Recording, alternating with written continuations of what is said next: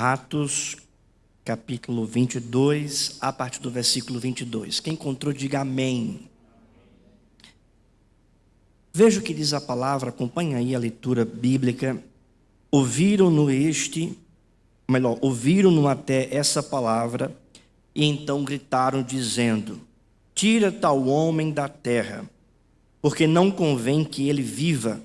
Ora, estando eles gritando, arrojando de si as suas capas, atirando poeira para os ares, ordenou o comandante que Paulo fosse recolhido à fortaleza e que, sob açoite, fosse interrogado para saber por que motivo assim clamavam contra ele.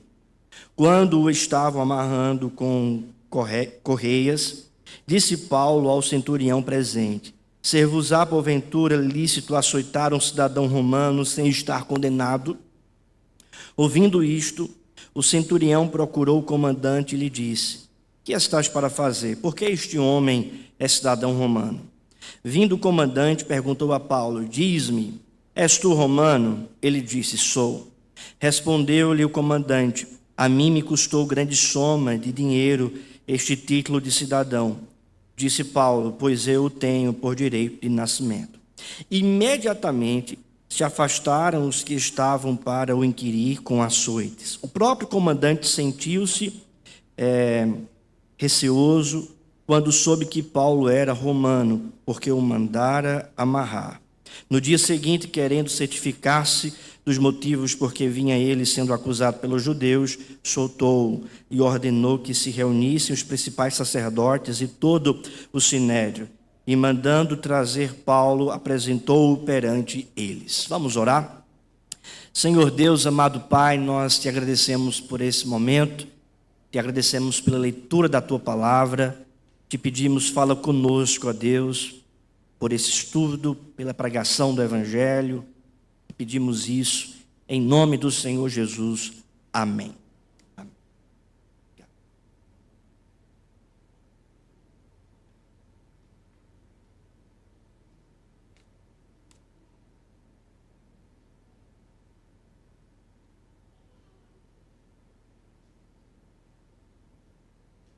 Meus irmãos, esse texto trata do interrogatório e da ameaça que Paulo sofreu quando estava em Jerusalém e estava preso em Jerusalém.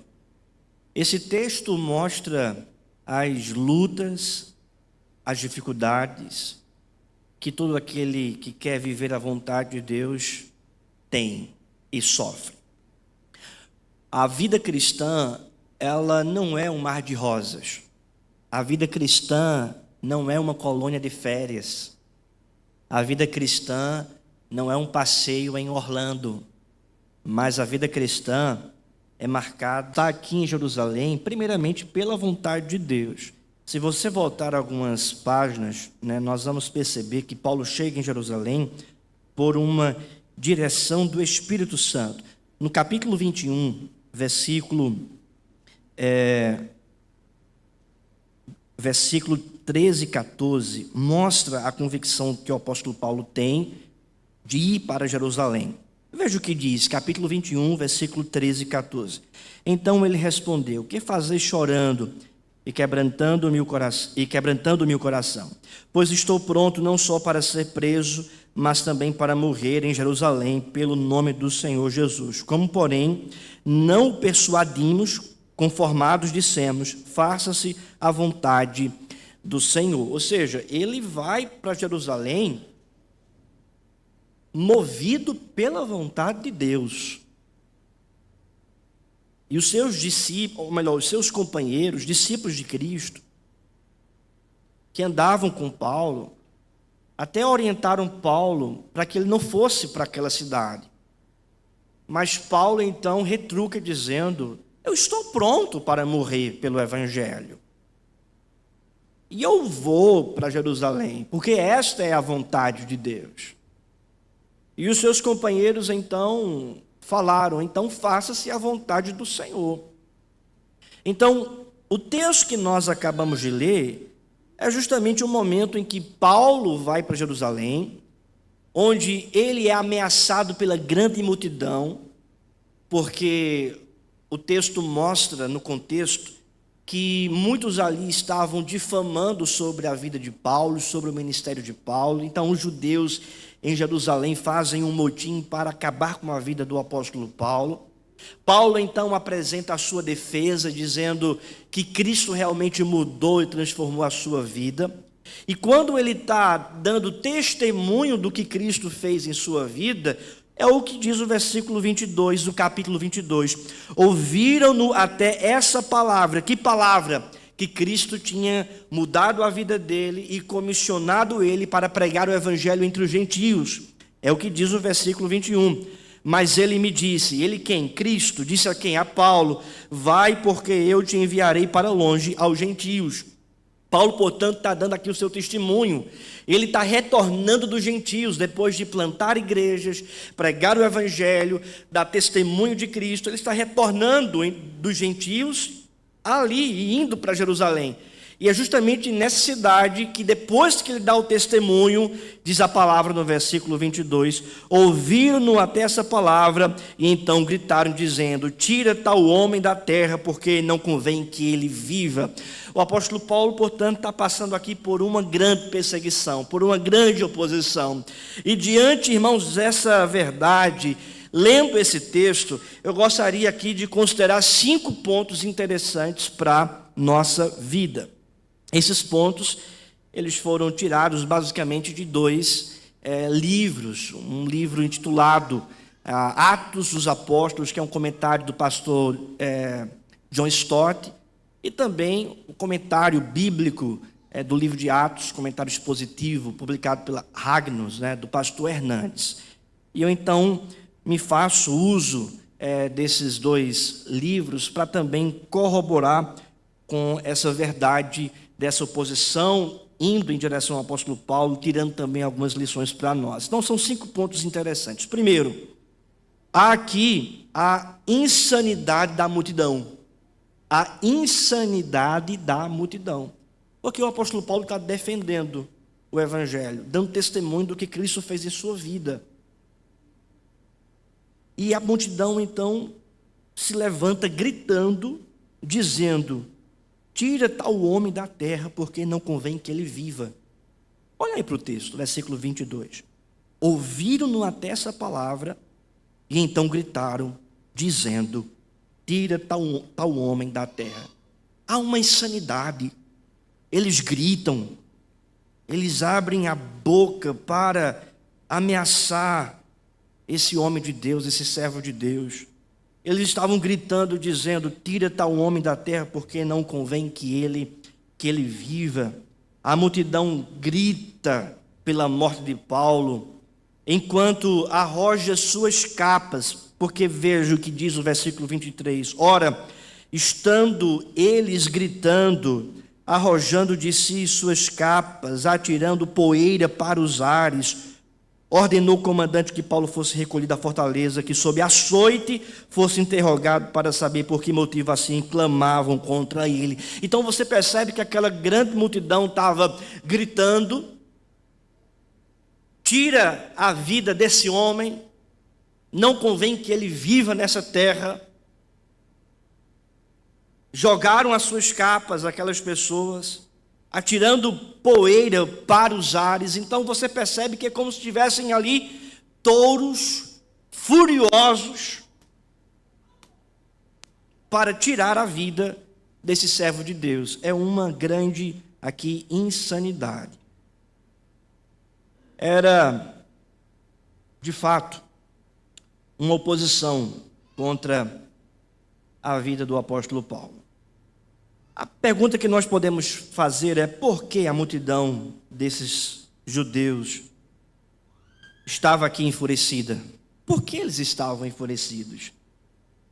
E a resposta está fundamentada no testemunho de Paulo, porque Paulo apenas fala sobre Cristo.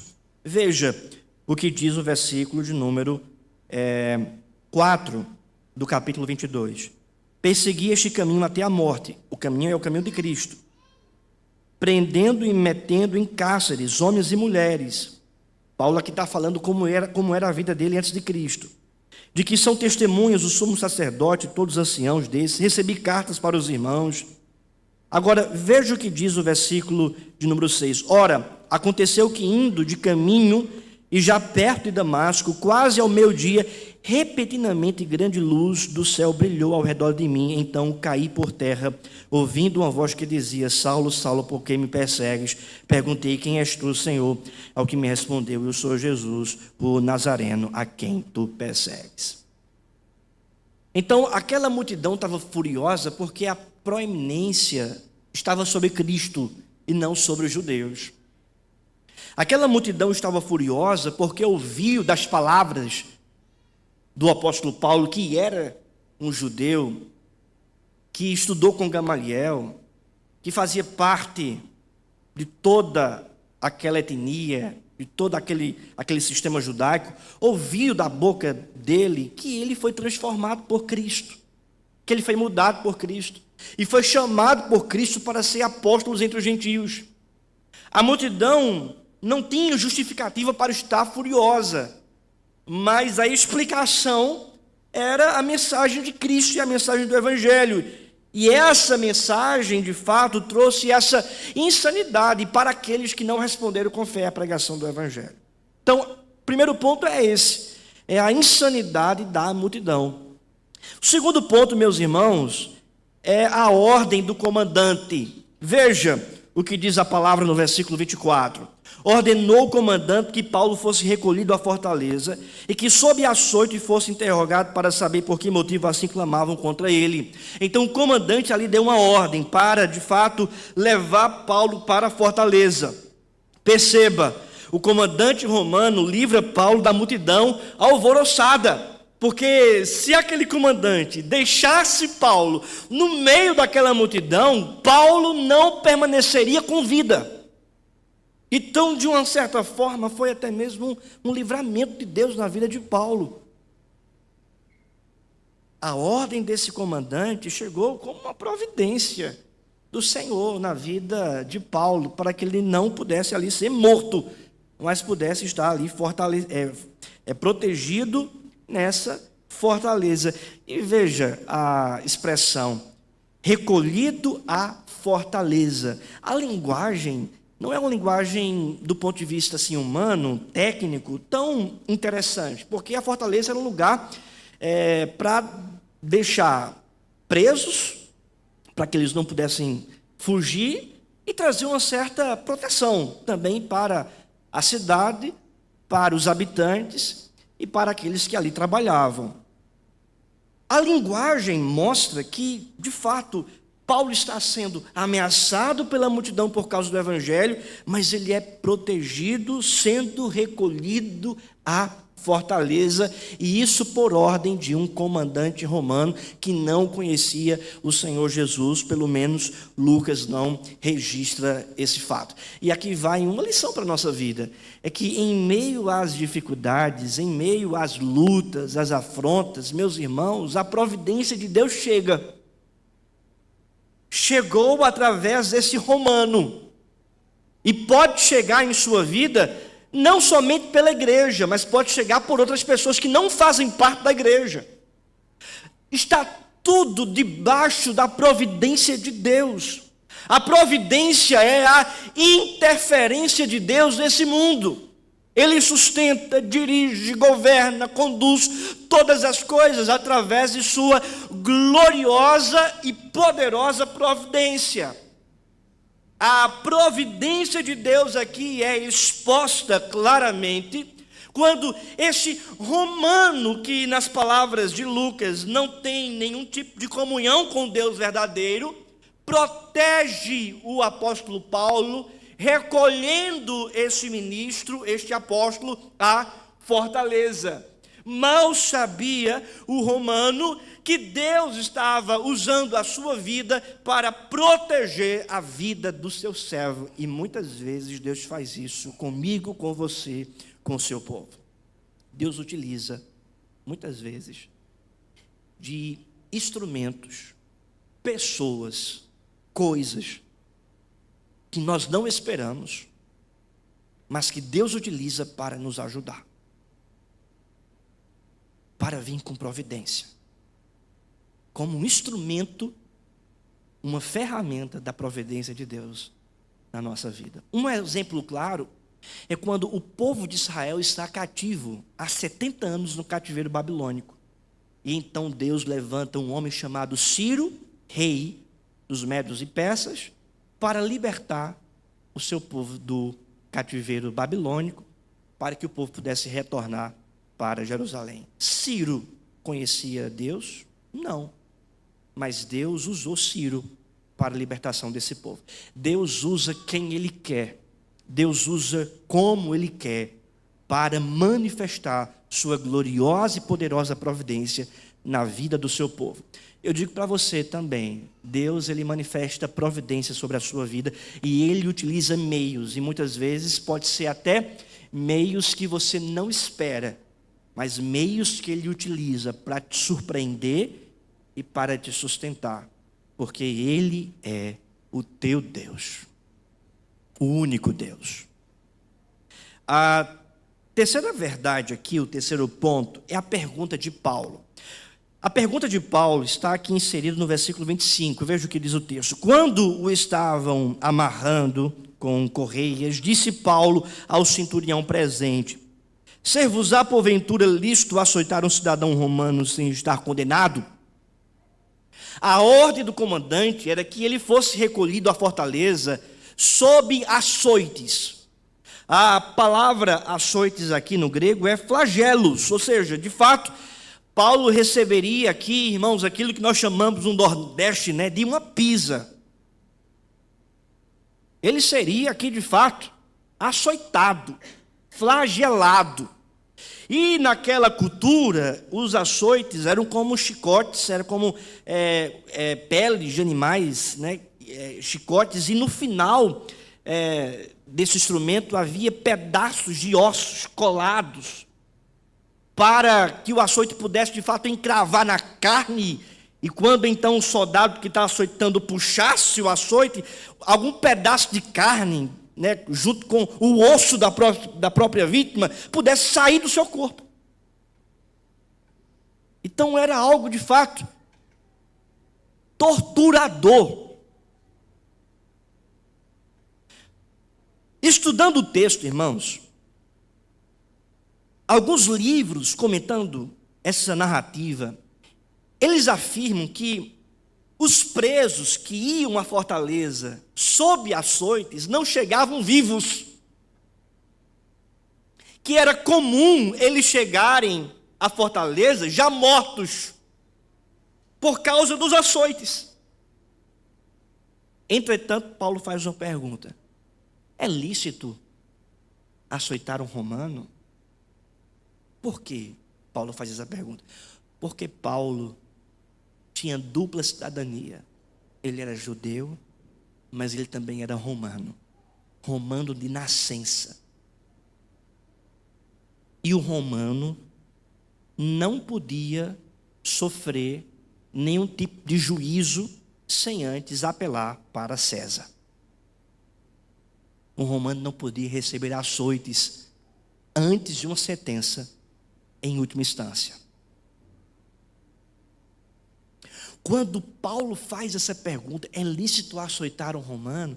Veja o que diz o versículo 26. Ouvindo isto, o centurião procurou o comandante e lhe disse: que estás para fazer? Porque este homem é cidadão romano.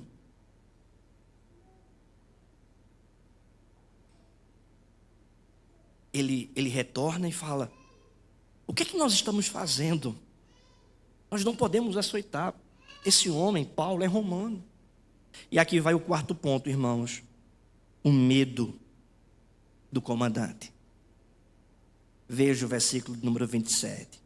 Vindo o comandante, perguntou a Paulo: dize-me, és tu romano? Ele disse: sou. Versículo 28, vamos ler juntos?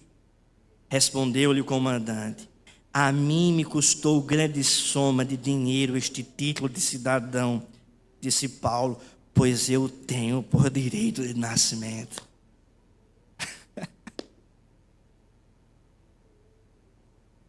Em outras palavras, irmãos, ele pegou em peixe grande. Não era qualquer judeu. Era um romano. Então, quando o comandante chega para Paulo para perguntar: quem é você? Você tem cidadania romana? E aí Paulo diz: tenho, eu sou romano. E aí o comandante responde: a mim me custou uma grande soma de dinheiro este título de cidadão, porque havia também naquele tempo a oportunidade de você comprar a cidadania romana. De acordo com alguns estudiosos, essa compra não era lícita. Não era lícita. Mas o que Lucas diz aqui é que ele comprou a cidadania, o comandante, não Paulo. E aí Paulo responde dizendo: se você comprou, não foi o meu caso, pois eu tenho por direito de nascimento. Ele recebeu do seu próprio pai a cidadania romana. E imediatamente, o versículo 29, não foi depois de alguns minutos, não. Imediatamente se afastaram os que estavam para o inquirir com açoites. O próprio comandante sentiu-se receoso quando soube que Paulo era romano, porque o mandaram amarrar. Porque o mandaram amarrar. Não foi nem por causa da ordem de açoites, foi porque mandaram amarrar. Por que ele se sentiu com muito medo? Pode ter alguns motivos aqui, mas um dos grandes é que se um comandante julga, faz um juízo precipitado, um romano, esse comandante ele pode perder a sua própria vida. Se um romano é açoitado por ordem de um comandante, e esse comandante não recebeu, aliás, esse romano não recebeu o devido juízo,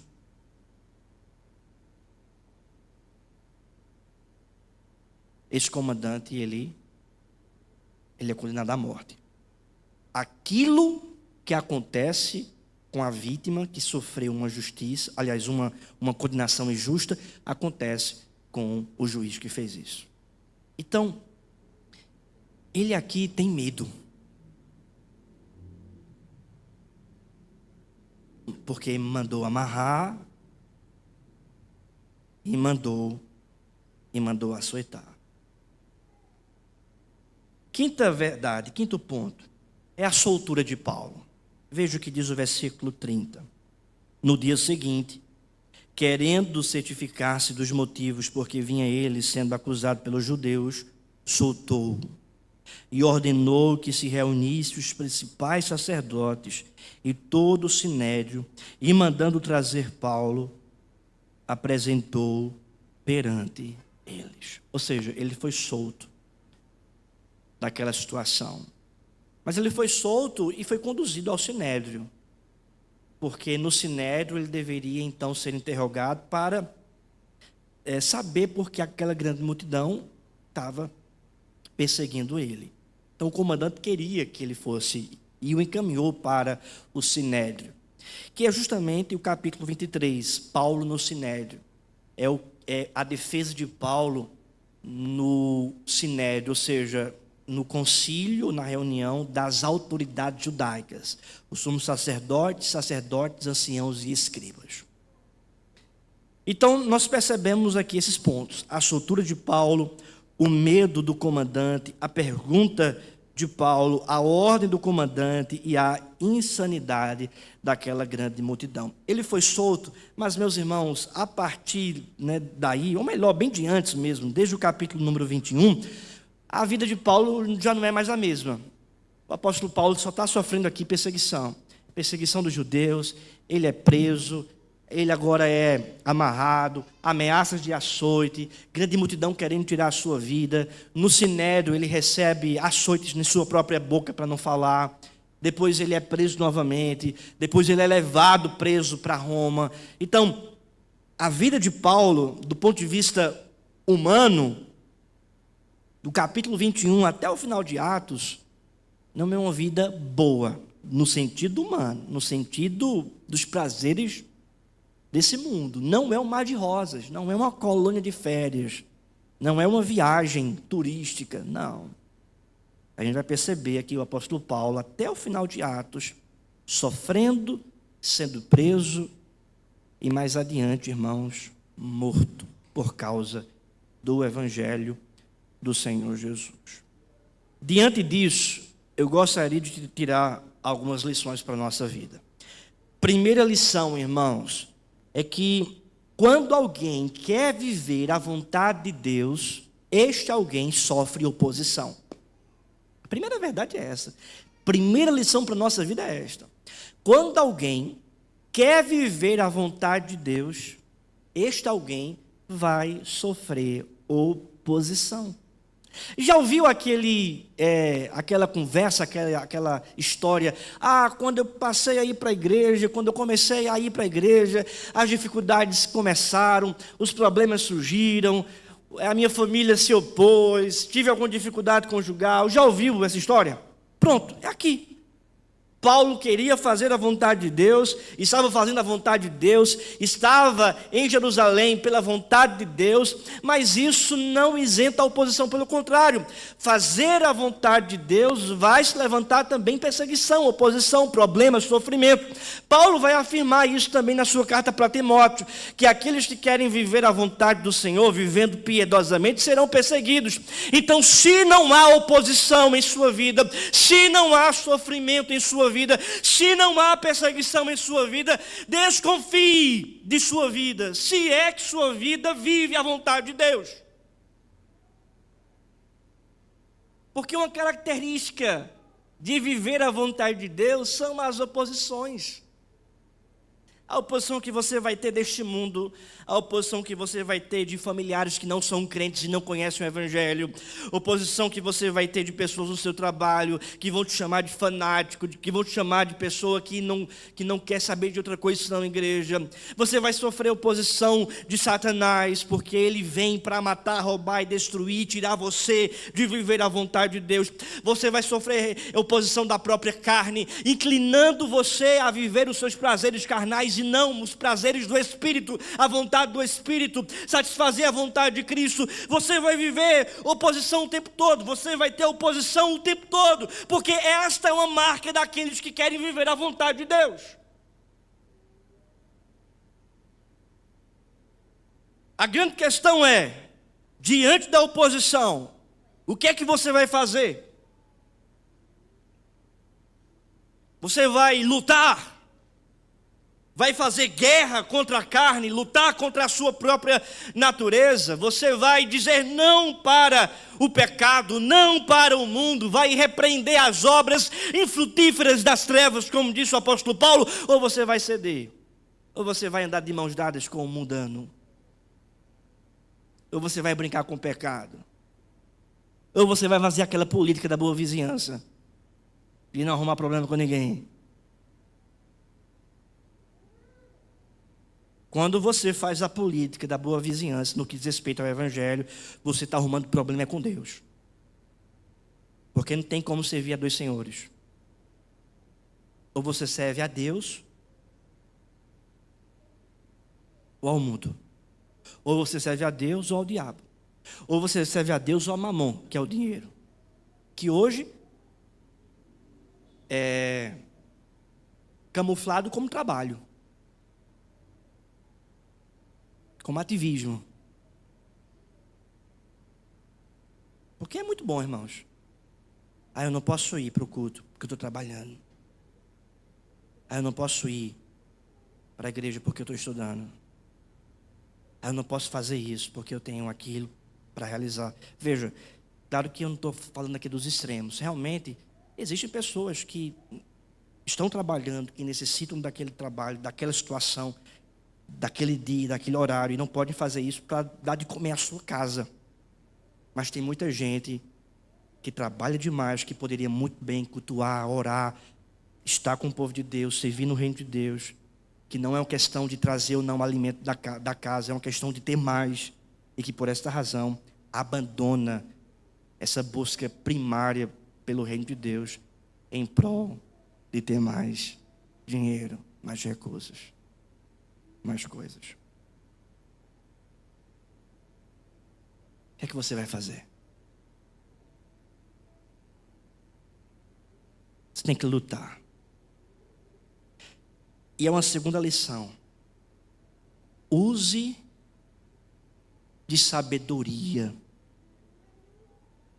para enfrentar as oposições da vida. Use de sabedoria. Sabe por quê? Porque Paulo aqui usou de sabedoria. Ele fez uma pergunta: é lícito açoitar um cidadão romano?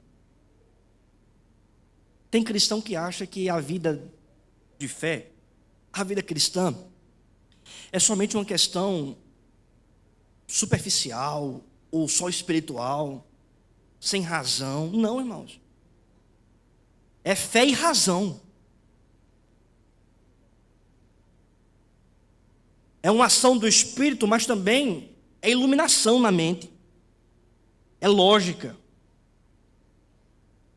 Nós não podemos achar que a fé se opõe à razão, pelo contrário, precisamos entender que a fé, ela dá suporte à razão. Ela dá condição de racionalizarmos melhor, de sermos sábios, não apenas diante de Deus, mas diante do mundo, e utilizar dessa sabedoria que Deus nos dá para de fato promover o seu reino e a sua vontade, porque Paulo vivo nesse momento era mais importante para a promoção do reino de Deus, e não Paulo ali sendo de fato apedrejado ou morto por aquela grande multidão. Então use sabedoria para enfrentar as oposições da vida. Você tem usado sabedoria? É oração, mas também é iluminação. É falar, é perguntar, orientar. Use também de sabedoria. E por fim, meu querido irmão, permaneça firme e jamais ceda diante das oposições da vida. Permaneça firme e jamais ceda diante das oposições da vida. Por quê? Porque Paulo aqui permanece firme o tempo todo. Paulo não abre mão do seu testemunho, Paulo não abre mão da sua fé, Paulo não abre mão de sua cidadania, Paulo não abre mão de estar diante de Deus com uma consciência limpa. Não, ele está firme no Senhor. Ele pode ser ameaçado, ele pode ser confrontado, ele pode ser até morto, mas ele não abre mão de viver os princípios do reino e de viver a vontade de Deus. Amém? Meu querido irmão, então Paulo é solto dessa prisão, mas por pouco tempo, porque no capítulo 23 ele é interrogado pelo Sinédrio e preso novamente. Na próxima semana nós vamos ver um dos discursos mais intrigantes de Paulo, uma das situações mais complicadas de Paulo, onde ele está diante da cúpula judaica, onde ele está diante do Sinédrio, diante das autoridades judaicas, e ele é interrogado. Ele vai falar, e uma autoridade diz: bate na boca dele, e bate em sua boca, e há então um diálogo muito crítico aqui, que certamente, irmãos, é Deus também falando não somente com os leitores originais, mas também com o povo de Deus ao longo da história, trazendo lições importantíssimas para a vida da igreja. Amém? Vamos ficar de pé e vamos orar?